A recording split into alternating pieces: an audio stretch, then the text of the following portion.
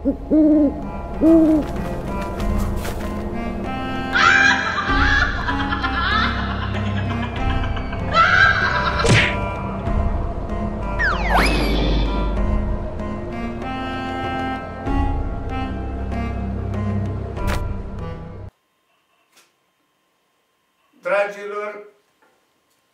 ne reîntâlnim din nou în frumoasa noastră emisiune.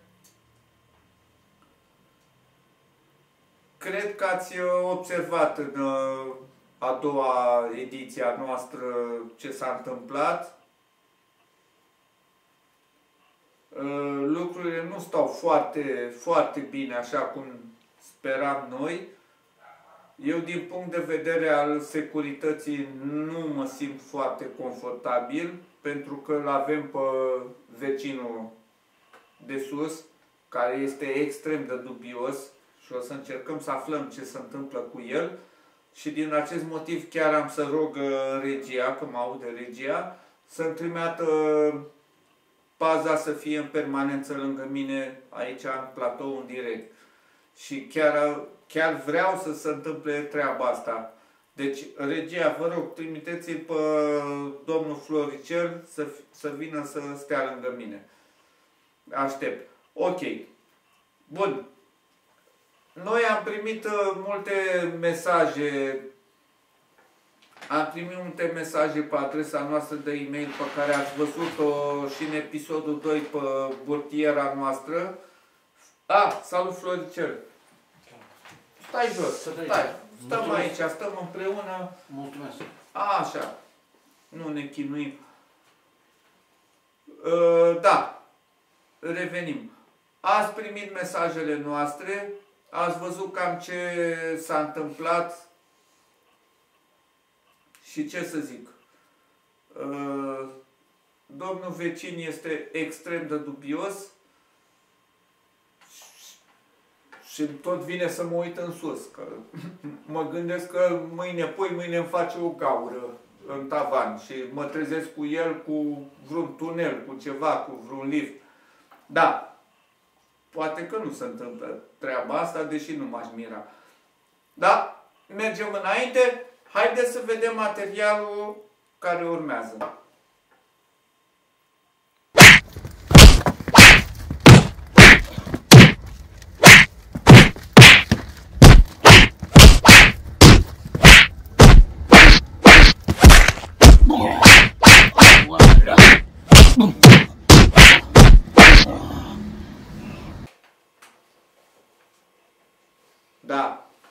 Dragilor, cred că ați văzut materialul.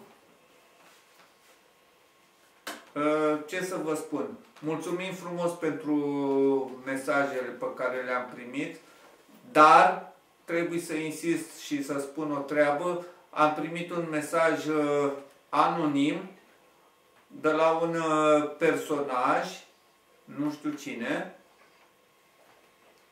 care ne-ar fi amenințat cumva într-un fel sau altul. Nu pot să vă spun în direct, dar poate o să fac public și acest lucru. Cert este că în continuare noi avem probleme. Securitatea noastră nu este foarte ok și de asta, așa cum bine vedeți, îl avem pe domnul Floricel alături. Și încercăm să... Bună seara! Bună seara! Stai aici. Domnul Țevușcă? Țevușcă Păiengenescu. Țevușcă Păiengenescu, da? Da. Vă salut cu respect. Cu respect. Stai aici. Sunteți în siguranță aici. Dar ce este? Suntem la emisiunea noastră, dragă, în căutarea lui Coana Cleanța. Nu știți? N-ați urmărit-o? Nu. Eu când ți-am eu timp, domne, să urmăresc emisiuni, când eu toată ziua numai la țevi să desfund, numai să...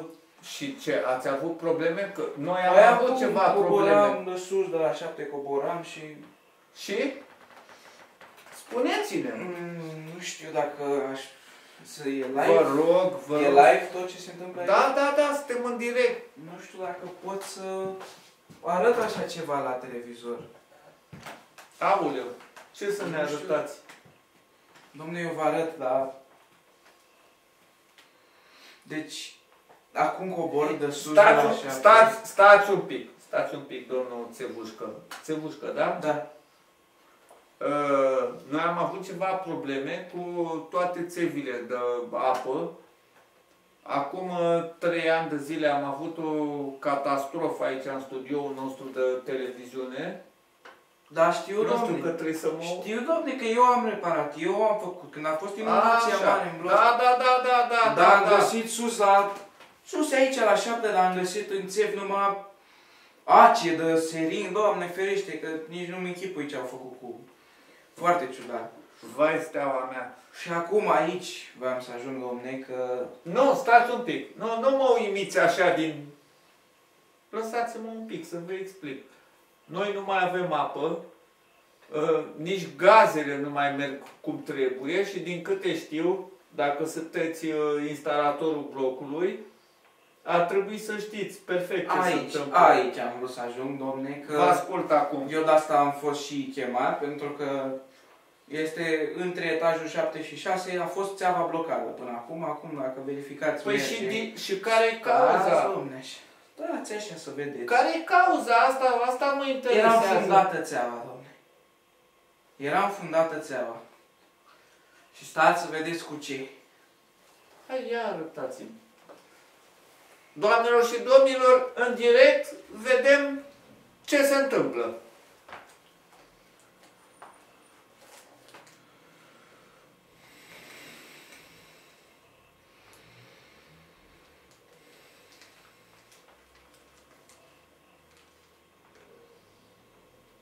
Aoleu, uite, Doamne.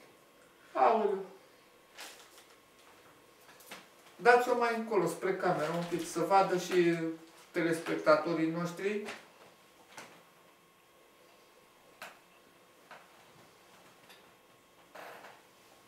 Pare a fi un cotor de armă. Să nu puneți. Băgați un plic și cred că regia, vă rog, sunați la 112.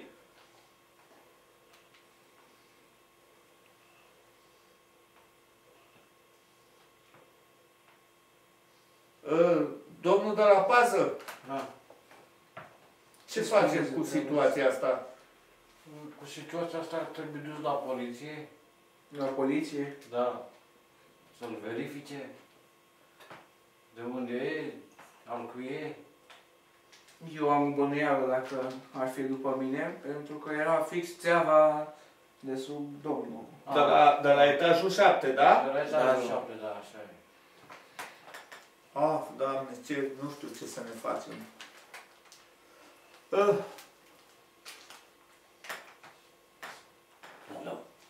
Nu, judecat iară. Cred. Aoleu! Aoleu! Ce-i asta, domnule? Ce-i asta? Noi domnul de la etajul 7. Ce vă fac? Ăsta e domnul de la etajul? Să stea cu minte, domnul Popescu. Să stea cu minte. Ești? Floricel!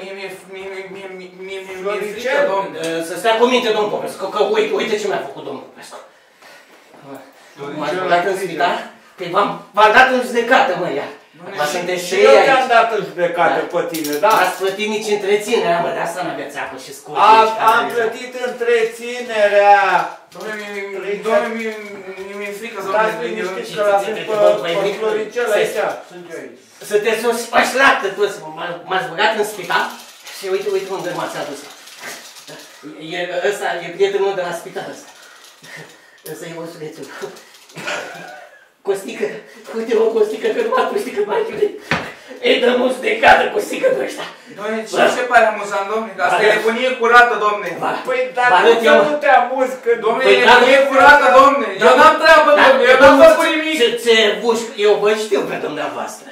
V-am văzut când ați reparat acolo, că vă știu. Și vedeți, domne, cum râd de mine. Păi m-au putut de m-au băgat în spital, domne. Doamnelor, domnilor. Eu și cu Costică Păi am pățit-o rău. Dânsul e vecinul de la Doamne, nu Italia. știu ce... Iarăși sunteți cu televiziunea? Eu am să-mi iau... Cu televiziunea. Suntem în direct acum. Eu am să-mi iau inima în dinți, domnule, și o să vă spun pe aia dreaptă. Ce inima în dinți, domnule? există așa ceva. Dar ești carnivor cu inima în dinți, hă? Doamne, nu există așa ceva. Tu și cu... Floricel. Am vă dau în judecată. Floricel. Costică! Ia măsuri. Costică! Doamne! Ne-a băgat în spital odată Costică ăsta. Ia spune, domnule! Domnule, eu am ce-am. Ia măsuri. Ce e asta, domnul Costescu? Ce e asta, domnule? S-au umflat chiar tanține. Floricele, ce e asta, domn Țevușcă? Floricel, te rog. Cu murdării de-astea umblați în casă. Dar suntem în direct, suntem o emisiune... Dom'le, de-astea tragi tu apa, de-astea am eu probleme în bloc, de-asta am eu... Costică, ne-a descoperit. Dom'le, de unde aveți aia-tu? Țevușcă. Dom'le, nu se poate. Domn Țevușcă, ia o Costică. Te rog, ți-am luat pulsul. Nu, dar domnule! Domn Popescu e bun, domnule. ăsta e Costicarul meu, domn! E bunie. Da, și cu Floricele, tu nu dau lasă că mă întorc, că vă dau în judecată, da? Domn Țevușcă, lasă! La poliție merg cu asta. La poliție? Mă duc la poliție acum Scoate-mi-l de aici. și o să vă scoată cu totul de rând. Nu da Floricele! Costică! Costică!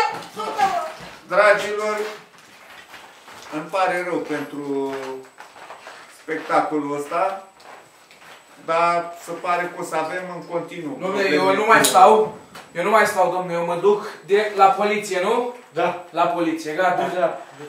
Nu, au sunat deja din regie la poliție și cred că o să vină cineva. Da. Au sunat. Nu, mi s-a spus mie în casă. La revedere. Ok. La revedere. Sper să nu dau de nebun pe scări, că... Ai grijă. Asta a fost emisiunea noastră. Vă dorim o seară bună, atât cât se poate. Din păcate, asta e treaba. Ce să facem? Seară bună! Mircea Popescu și Floricel vă salută!